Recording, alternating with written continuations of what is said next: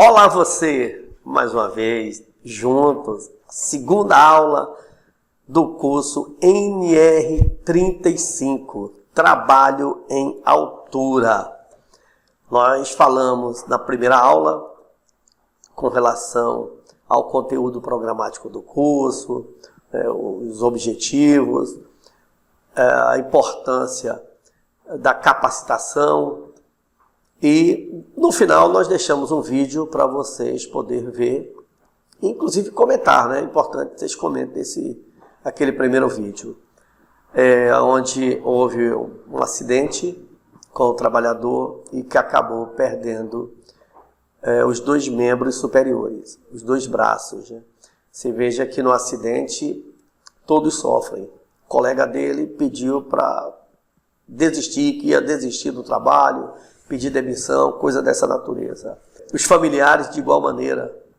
O filho, quando viu ele na recepção do hospital, já com a alta, desmaiou, porque encontrou o pai sem os dois braços.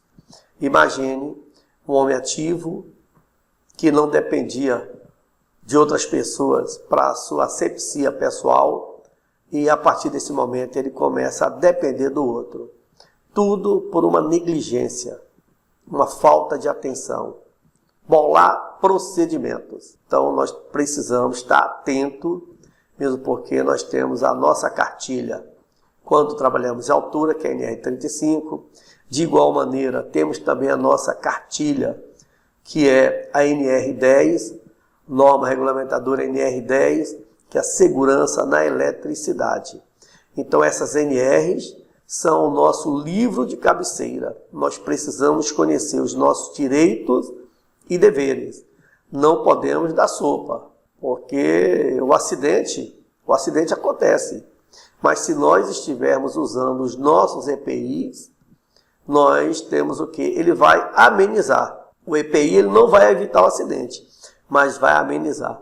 Falando aqui em estatística de acidentes, nos últimos 10 anos, entre 2012 e 2021, 22.954 mortes no mercado de trabalho formal foram registradas no Brasil. Apenas em 2021 foram comunicados 571,8 mil acidentes e 2.487 óbitos associados ao trabalho. Isso houve um aumento de 30% em relação ao ano anterior, ao ano de 2000. Isso são dados ali do Observatório de Segurança, né? Então veja que nos últimos 10 anos, entre 2012 e 2021, 22.954 pessoas morreram em acidente de trabalho no Brasil. De acordo com dados atualizados do Observatório de Segurança e Saúde no Trabalho, e isso foi desenvolvido, inclusive, e mantido pelo Ministério Público do Trabalho, em clara cooperação com a OIT, né, que é a Organização Internacional do Trabalho. São estatísticas desses órgãos. Entre 2012 e 2021, quer dizer, foram registrados 6,2 milhões de comunicações de acidentes de trabalho, são os CATs, né? E isso é um baque para o INSS, porque eles também não querem não. Eles querem evitar, é por isso que eles jogam duro com as empresas aí para evitar o acidente. Poderia melhorar essa fiscalização, e muito, né? Porque são muitos trabalhadores perdendo a vida. E a preocupação deles está realmente com o pagamento de indenizações. E para nós o que mais vale é a vida, porque nenhum emprego vale você arriscar a sua vida. Então a nossa vida nós temos que estarmos sempre preservando. É por isso que precisamos estar vigilante o tempo todo, atento, né? Para o quê? Para evitar o acidente. E quando começarmos qualquer atividade, a nossa grande arma, os nossos EPIs. Beleza? Olha, vejam que na Bahia as maiores taxas de acidentes e de mortes no trabalho ocorreram nos ramos de atividade do transporte, da indústria, da construção civil, da agricultura, da mineração. Olha que nem consta, né, nessa estatística para a turma da eletricidade, porque vem realmente sendo cobrado treinamento e a coordenação, o encarregado, o coordenador, o supervisor, cobrando o tempo todo aí que se use os EPIs e que se trabalhe com atenção, né? Para o SUS, para a Previdência Social e para as empresas, isso o que reflete? Reflete a economia no país, a economia social, na verdade, né? E financeira, óbvio. Em 2010, 2021, foram registrados 39.037 acidentes de trabalho, isso em nossa Bahia. Essa é uma fonte. Isso é só para vocês terem aí a ideia de que o acidente continua acontecendo.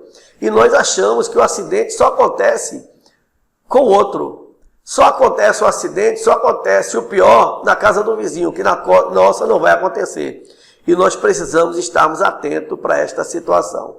Nós temos aqui a estatística que homens representam 86% dos acidentes registrados, as idades que prevalecem entre 30 a 39 anos, com 29%, dos 29%, 37% desses trabalhadores estão eles estão na atividade informal, né? E você veja que só na capital, nesse período, foram registrados 12.382 desses acidentes, né? Então, vejam que a nossa Bahia, o nosso Nordeste, vocês vão ver estatística mais na frente aí, que anda liderando, infelizmente, né? Liderando esses índices. Qual é o objetivo da NR35? Estabelecer os procedimentos necessários para a realização de trabalho em altura, visando garantir a segurança e integridade física dos colaboradores e empresas de terceiros, bem como transeúntes no entorno das atividades. A NR35 estabelece os requisitos mínimos de proteção para esse tipo de trabalho, envolvendo o planejamento, a organização e a execução. Então, para que possamos exercer o trabalho com segurança, nós precisamos primeiro planejar, estarmos bem organizados, para a partir daí podermos ir para a execução do trabalho.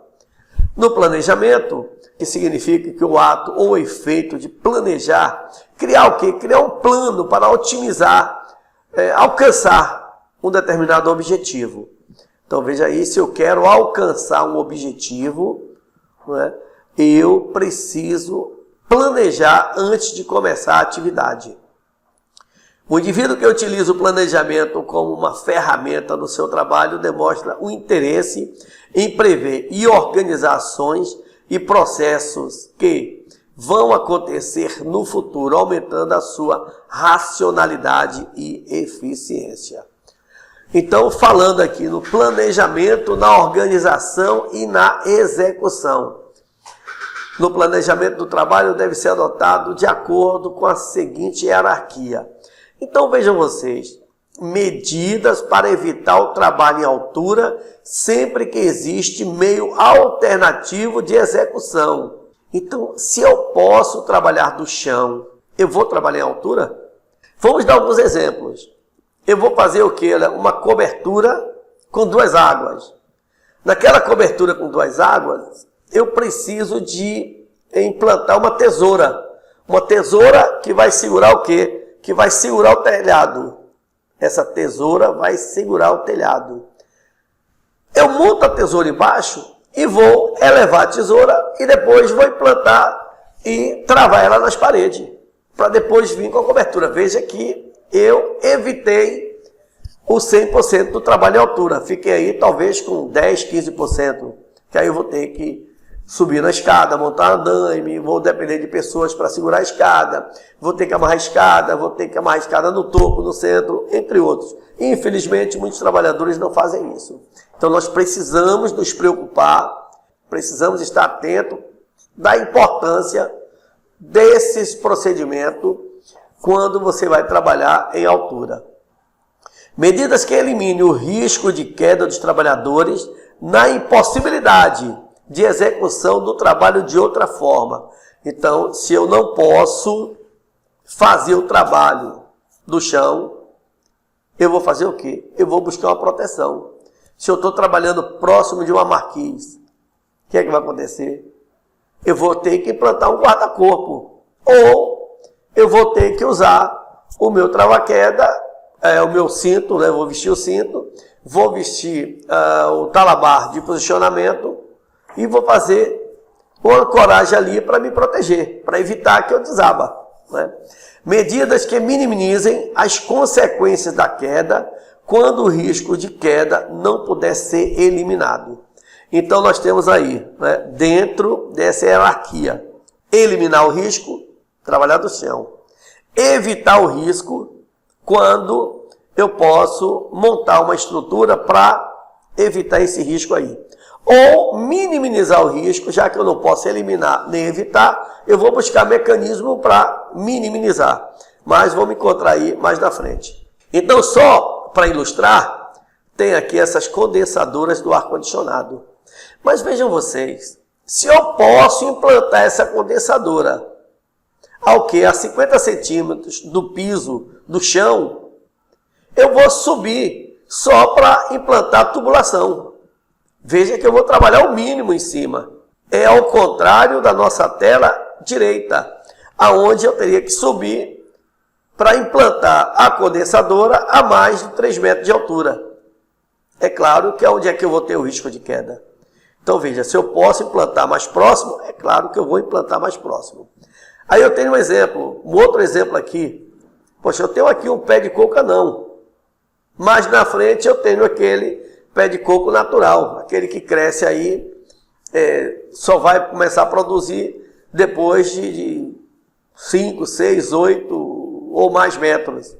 Mas se eu posso colher meu coco no pé anão, no chão, eu vou subir no pé de coco de 6, 8, 10 metros, com risco de queda, para o quê? Para colher um coco? Obviamente, é questão de bom senso, de atenção, de estar preocupado realmente com o bem-estar, em sabermos que, com o acidente, todos irão sofrer.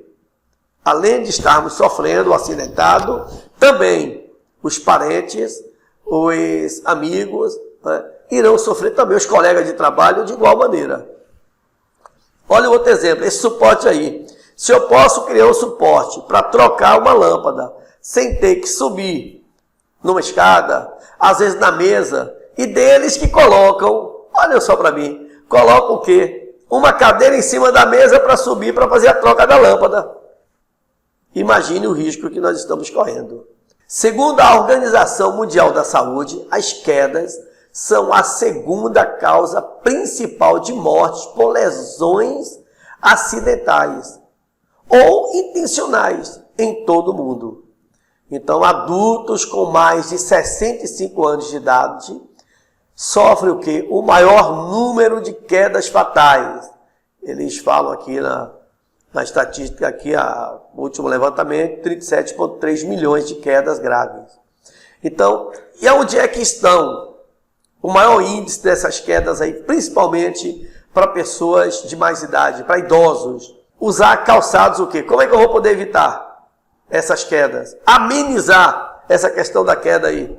Ou, em outras palavras, cair menos, né? Vamos lá mesmo para o popular.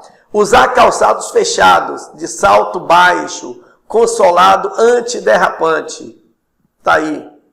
Não usar saias ou vestidos longos. Prestar atenção aos degraus altos ou estreitos. Usar fitas antiderrapantes nos degraus. Adotar o uso de tapetes emborrachados antiderrapantes no banheiro. Providenciar a melhoria da iluminação na residência. Ter um abajur ou interruptor de luz próximo da cama. Evitar tapetes soltos ou com dobras. Isso derruba muito, derruba jovens, crianças, idosos mais ainda. Usar barras de apoio lateral no banheiro, box, vaso sanitário.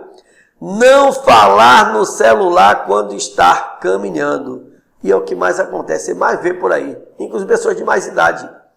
Jovens nem fala mais, né? Porque é a coisa mais natural para eles do mundo.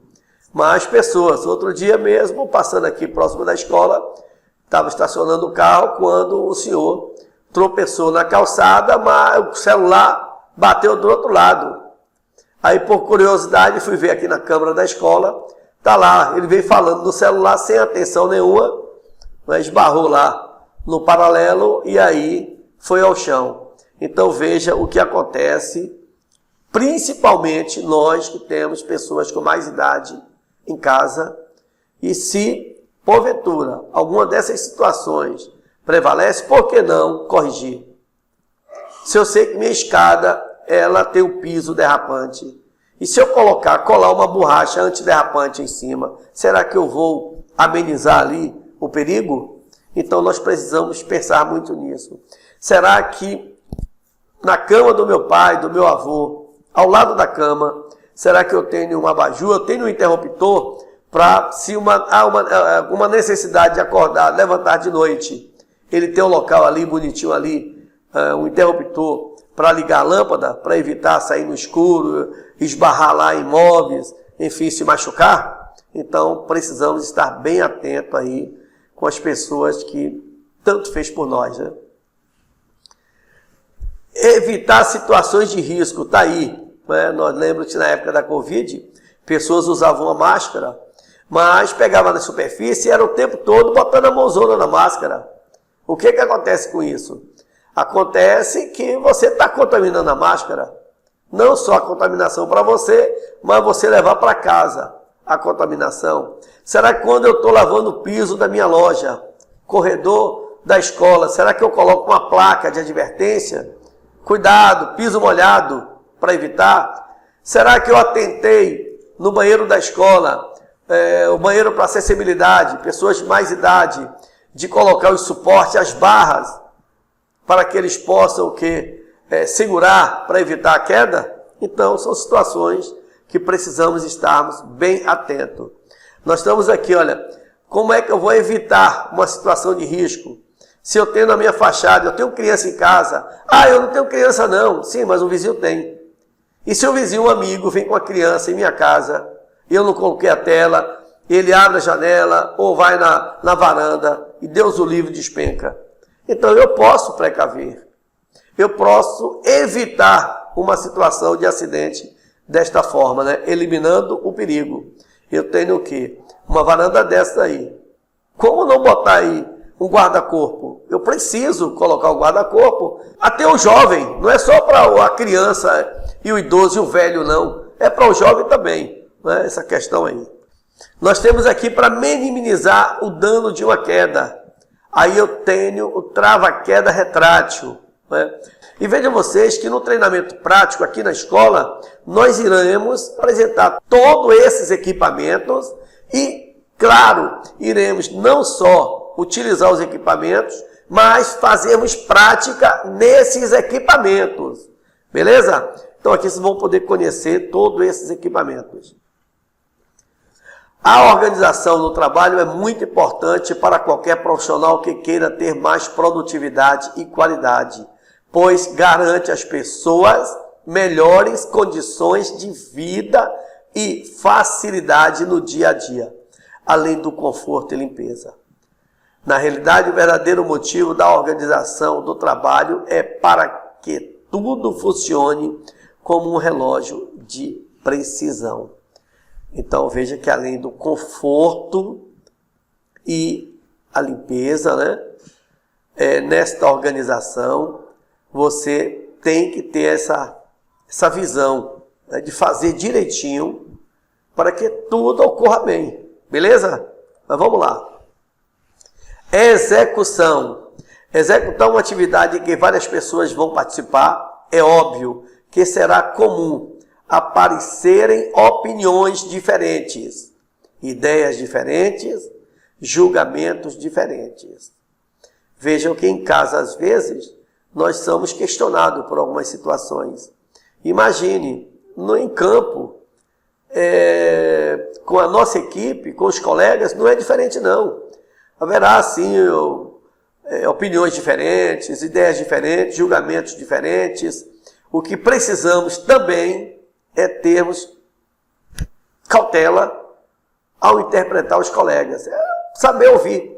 nós precisamos aprender a ouvir a opinião do outro. E depois colocar ali o que é mais interessante, aonde nós teremos mais segurança no procedimento. De que forma nós iremos fazer um resgate usando um LVM, usando uma carretilha de duplação. Quer dizer, nós precisamos analisar, não é, para que possamos executar com precisão. Não é isso que foi falado anteriormente aí. É muito importante saber como conciliar essas diferenças, sem transformar o local de trabalho em uma disputa, permitindo que os colegas exponham os seus pontos de vista com moderação e serenidade. Então, olha aí, aquilo que estavam falando, né? A importância de ouvir os colegas, deixar que o colega possa expor o seu ponto de vista. Na NR35, nós temos aqui o programa de capacitação, que é o treinamento inicial, treinamento periódico e o treinamento eventual. Treinamento inicial: considera-se trabalhador capacitado para trabalho em altura aquele que foi submetido e aprovado em treinamento teórico e prático, com carga horária mínima de 8 horas, com conteúdo programático mínimo. Então, esse é o treinamento inicial, o mínimo de 8 horas. Tem empresa que exigem 16 horas e até mais. É um exemplo aí das concessionárias de energia elétrica. Eles exigem o quê? As concessionárias exigem 16 horas. A norma regulamentadora fala em o mínimo de 8 horas. Beleza? Aí nós temos aqui o treinamento periódico. Deve ser realizado a cada 2 anos. Carga horária de 8 horas. Conteúdo programático definido pelo empregador. Então, o treinamento periódico, a cada 2 anos, você tem que reciclar. Você tem que renovar o seu curso. Então, a cada 2 anos, carga horária de 8 horas. E o conteúdo programático definido pelo empregador. Nós temos também o treinamento eventual. Mudança nos procedimentos, condições ou operações de trabalho. Evento que indique a necessidade de novo treinamento. Quando do retorno de afastamento ao trabalho por um período superior a 90 dias. Mudança de empresa. Carga horária e o conteúdo programático deve atender à situação que o motivou. Então, preste bem atenção. Se eu mudo de setor, eu preciso fazer um novo treinamento. Se acontece um acidente no meu trabalho, eu tenho que fazer um novo treinamento. Se eu passo mais de 90 dias afastado da minha atividade, quando eu retorno, preciso novamente. Questão da mudança de empresa, porque o certificado ele é específico para a empresa. Nossa situação aqui é diferente. Porque o nosso certificado vocês podem utilizar em qualquer empresa. Beleza? Normas de proteção contra quedas. Quedas no mesmo nível. NR8, 8.3.1, 8.3.5. Quedas com diferença de nível. NR8, NR18, NR22. Medidas técnicas para trabalho em altura. NR18 e NR22. Equipamentos de proteção individual. NR6 e NR18. Gestão para trabalhos em altura. NR34. Vamos continuar aqui com a NR35, trabalho em altura. Lembrando que iremos depois marcar em nosso grupo as aulas práticas aqui no Centro de Treinamento do IMG Cursos, aqui na cidade de Itabuna, Bahia, Brasil. Mas vamos lá. Campo de aplicação. Considera-se trabalho em altura toda atividade executada acima de 2 metros do nível inferior, onde haja risco de queda. Completa-se com outras normas técnicas oficiais estabelecidas por órgãos competentes e, na ausência ou na sua omissão dessas, com as normas internacionais aplicáveis. Beleza? Então vamos lá. Vamos lá para as responsabilidades. Responsabilidade do empregador.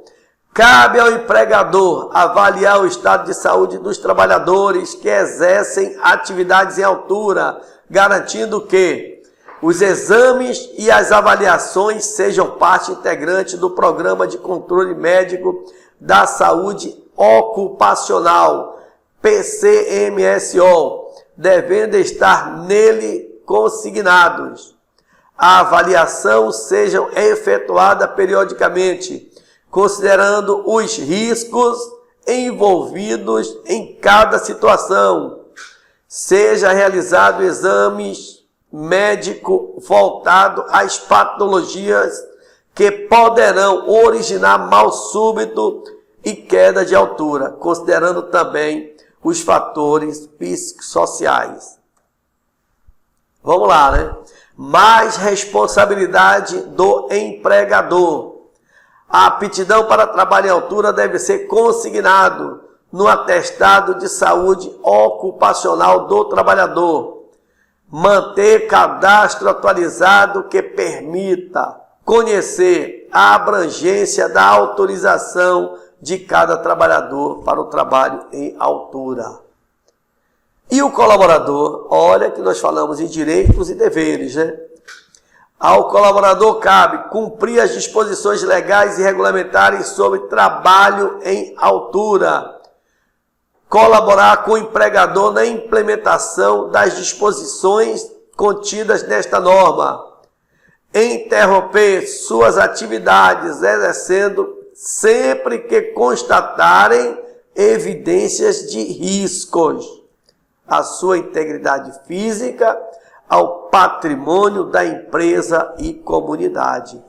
Então veja que é prerrogativa do trabalhador interromper as atividades, se constatarem o que? Risco naquele procedimento. Para o trabalho em altura, devemos levar em consideração os procedimentos, riscos inerentes, desgaste físico, postura para o trabalho, aspectos psicológicos, técnicos, organizacionais e ambientais. Mas precisamos sim dessas considerações, desses aspectos. Atenção concentrada, o tempo todo concentrado, atenção permanente e controlar os fatores de risco. Beleza? Gente, alguma dúvida, vamos mandar aí o olá aqui no nosso grupo ou até mesmo fazer um comentário aí, beleza? Mas aí a dúvida manda para mim, depois vocês vão receber a apostila no grupo, eles vão mandar por e-mail e qualquer dúvida aí é só entrar em contato conosco aí, beleza? Todos vocês têm o nosso número, tá aí no rodapé, né? E não esqueçam, vamos estar sempre aí à disposição. Doenças que impedem o trabalho em altura. Então nós temos os tipos de doenças e os sintomas. O exemplo da arritmia. Você está em tratamento cardíaco, você entendeu? Uma arritmia grave. Então, ela é uma doença impeditiva. Ou hiperpressão, a pressão alta, pressão acima de 160 por 10. Você já está com sintoma que precisa procurar aí uma assistência médica, né? Um profissional da medicina. Nós temos aqui o diabetes, glicemia acima de 250, triglicerídeos acima de 400, obesidade acima de 35%, doenças no ouvido, pânico, enfim, são doenças impeditivas, né, para o trabalho em altura. A deficiência visual, óbvio também, né? E um exemplo é epilepsia, entre outras doenças listadas aí. Então temos que consultar direitinho, está na apostila nossa, inclusive todas elas aí, para vocês poderem acompanhar dos direitos, quando é que você tem que comunicar ao seu encarregado imediato, ao seu chefe, ao seu coordenador, que precisa ir ao médico. Beleza? Mas vamos lá. E o que é o trabalhador autorizado? Considera-se trabalhador autorizado para trabalho em altura aquele capacitado, cujo estado de saúde foi avaliado, tendo sido considerado apto para executar essa atividade e que possua anuência formal da empresa.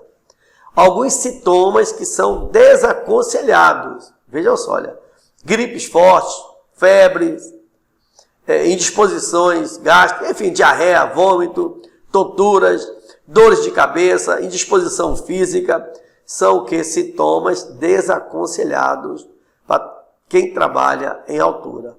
Trabalhador que trabalha no piso, trabalhador que exerce trabalho no piso acima de 2 metros com risco de queda, são os sintomas desaconselhados para o trabalho em altura. Mas nós temos outros fatores de risco: acrofobia, pânico por altura, organização do trabalho, falta de entrosamento da equipe, situações de urgência no trabalho, situações de emergência envolvendo pessoas. Também são fatores de risco, né? Vamos falar um pouquinho com relação à PR.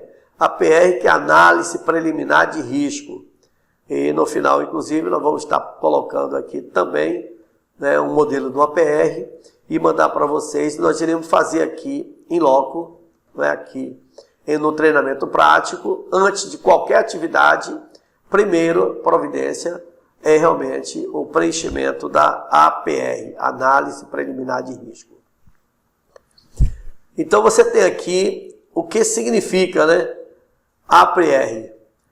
A expressão APR significa Análise Preliminar de Risco. É muito utilizado no dia a dia dos profissionais da área de segurança e saúde do trabalho. APR é uma técnica de avaliação prévia dos riscos presentes na realização de uma determinada atividade. Consiste na determinação minuciosa de cada etapa do trabalho, de todos os riscos envolvidos na tarefa. Então está aí a análise preliminar de risco, né? Todo trabalho em altura deve ser precedido de análise de risco. As atividades não rotineiras devem ser previamente autorizadas mediante permissão de trabalho. As medidas de controle para as atividades não rotineiras devem ser evidenciadas na análise de risco e na permissão de trabalho.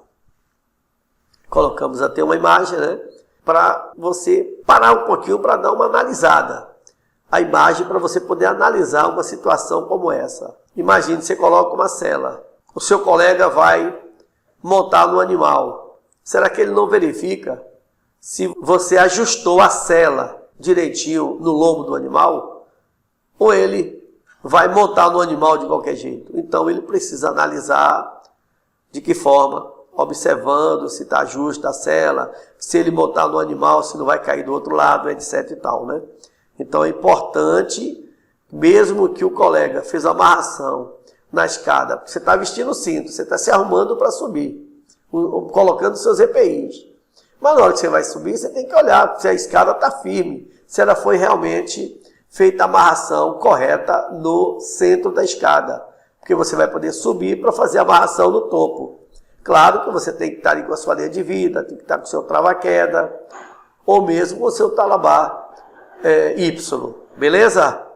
O colaborador deve avaliar os riscos existentes nos trabalhos em altura, considerando todas as etapas do trabalho, identificando os riscos e tomando as medidas de controle. Preencher corretamente no documento Análise Preliminar de Risco, o planejamento, os riscos apontados e as medidas de proteção e controle adotadas. Então veja só, olha, na análise preliminar de risco, olha o que vai acontecer. Você vai apontar os riscos. Vai, inclusive, citar quais são as medidas que você vai tomar para quê? Para neutralizar aqueles riscos. Então você tem que ter a ideia de como vai controlar esses riscos. Você vai ter que adotar providências Para quê? Para você poder corretamente, né? Corretamente eliminar aquele risco ali. Beleza? Deve ser observado na análise preliminar de risco os procedimentos, o ambiente em torno do trabalho, as normas técnicas e operacionais, o planejamento das etapas do trabalho, a resistência mecânica dos pontos de ancoragem, os materiais utilizados, a fixação do talabarte, as condições físicas, psicológicas e ambientais. Aqui em nossa escola, inclusive, um procedimento aqui da APR, antes de iniciar a atividade, que é importante que antes, vejam só, antes do treinamento que façamos aí a APR. Então, antes de iniciar o treinamento, que façamos a APR. Beleza? E aqui os objetivos, né, também da APR. Entre os principais objetivos da análise preliminar de risco, podemos destacar: identificar os riscos, orientar os colaboradores dos riscos existentes em suas atividades no trabalho. 3. Organizar a execução da atividade. 4. Estabelecer procedimentos seguros. 5. Trabalhar de maneira planejada e segura. 6. Prevenção dos acidentes de trabalho. 7. Sensibilizar e instruir os trabalhadores sobre os riscos envolvidos na execução do trabalho. A APR, análise preliminar de risco, deve ser sempre desenvolvida com a participação dos trabalhadores e implantada antes da execução de determinadas atividades, sejam para trabalhos realizados pela própria empresa ou através de empresas contratadas. Nós temos aqui um modelo de análise de risco, nós vamos mandar outros modelos pelo grupo, né? Através do grupo iremos enviar outros modelos para que vocês possam conhecer. Vamos inclusive apresentar para vocês aqui um vídeo super legal, entendeu? E que fala sobre a importância da família. Vamos assistir esse vídeo. Pode falar. Nayana da escuta. Mamãe, é a Ana. Tá no telefone? Que sacanagem. Ok, na escuta. Alexandre, escuta. Oi, pai. É a Luísa. Oi, filha. Oi, pai, sou eu, o Arthur. Oi, pai, sou eu, Esther.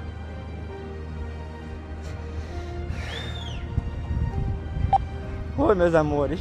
Que surpresa. Oi, pai, sou eu, Daniel. Oi, pai, sou eu, Alá. Ah, tá de brincadeira. Oi, pai, aqui é Yasmin. Yasmin? Sou eu, é Yasmin. Tô escutando. Onde você tá falando? Como é que você tá? Você tá trabalhando em segurança?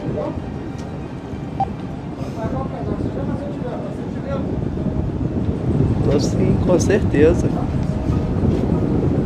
Mamãe, você trabalha com segurança? Com certeza, eu trabalho com segurança para voltar para casa. Você trabalha com segurança? Com certeza, meu filho. Com certeza. Eu vou em primeiro lugar para voltar para casa para ficar perto de vocês. Tô, meu amor, sempre. Você promete que volta pra casa todos os dias? Com certeza. O papai trabalha com o máximo de segurança para chegar em casa. Tá do seu lado e da mamãe. E eu preciso que você trabalhe com segurança para voltar todos os dias para casa e fazer a nossa família feliz. Mamãe, você promete que você vai voltar todos os dias para casa? Com certeza, todo dia eu vou voltar para casa. Você promete que volta todo dia para casa? Sem dúvida. É por isso que a gente sempre pensa em segurança. para poder voltar para casa e ter o abraço dos nossos filhos, da nossa família.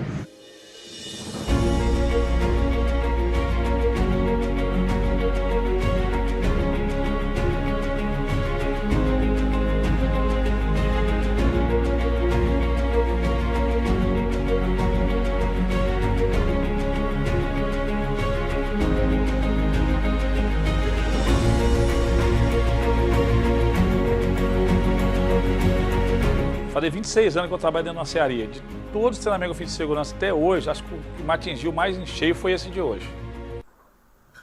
Pronto, depois do vídeo aí, né, um vídeo super interessante, impactante, vamos falar um pouquinho sobre EPI e EPC. É claro que nós iremos conhecer aqui os EPIs, os EPCs, e lógico que estaremos aqui na escola para vestir cinto, para utilizarmos aqui os EPIs e EPCs no decorrer do nosso treinamento prático, beleza? Então vamos lá, né? Os equipamentos de proteção individual e coletivo fazem parte do dia a dia de diversos profissionais durante a jornada de trabalho.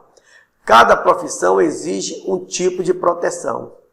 Só com o EPI ou com os EPIs, né, é possível proteger o trabalhador com as medidas de segurança adequadas, garantindo que, principalmente, a proteção na hora de executar um serviço ou uma manutenção.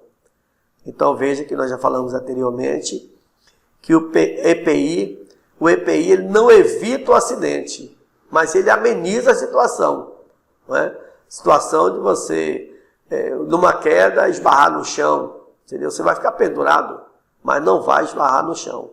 Então a importância do EPI nós vamos ver aqui, principalmente aqui no treinamento prático, porque aí vocês irão conhecer aí a utilização correta e iremos simular através aqui do simulador alguns acidentes e o que seria do trabalhador em caso de um acidente. Na área elétrica percebemos o avanço tecnológico cada vez mais acelerado e moderno. Percebemos que tudo está conectando e interligado por fios e cabos de alta tensão. As redes elétricas proporcionam essa evolução na qual milhões de pessoas estão conectadas à energia elétrica. Com o crescimento nos últimos anos, causou um grande impacto na vida da população. Para tudo isso acontecer, trabalhadores especializados em rede elétrica, com o auxílio de outras tantas profissões, como técnico em segurança do trabalho, engenheiro de segurança, por exemplo, possibilitar o que? Esse crescimento. É como essas profissões se protegem. Isso é importante, né? Como essas profissões se protegem. Isso é muito importante para darmos uma analisada. Então, ela se protege através dos seus EPIs e EPCs. Então, nós temos aqui alguns EPC, né, que é equipamento de proteção coletiva. E o que é o equipamento de proteção coletiva? Por exemplo, um cone. Eu vou sinalizar uma área. É só para mim ou é para todos? Não é todas as pessoas, os transeúntes, para os colegas que estão ali trafegando naquela área. Mas além do cone, eu vou usar também a fita zebrada para proteção da coletividade de todos. O EPI é o que? É individual. EPI, equipamento de proteção individual. E o EPC? Equipamento de proteção coletiva, para a coletividade. Beleza? Se eu coloco uma placa dessa aí, uma corrente, a fita zebrada, é o que? É para a coletividade. Se eu coloco a minha luva, é o que? É só para mim. É o meu EPI. Beleza? Então a diferença entre EPI e EPC. EPI, equipamento de proteção individual. EPC, equipamento de proteção coletiva. Beleza? Então vamos lá. Está aqui um equipamento de proteção coletiva. Está aqui o cone de sinalização e a fita de sinalização. O que acontece? Você colocou aqui, olha, você vai executar o serviço, você colocou os cones, né? Sinalizou com os cones. Logicamente, você vai passar a fita para quê? Porque aquela área é uma área restrita. Aquela área só você e os trabalhadores autorizados vai poder adentrar. Porque é a chamada área de risco, é a área que está isolada. Tipos de escadas. Está aqui, olha, uma escada singela, né? Essa é uma escada singela, que vocês irão conhecer aqui, escala singela.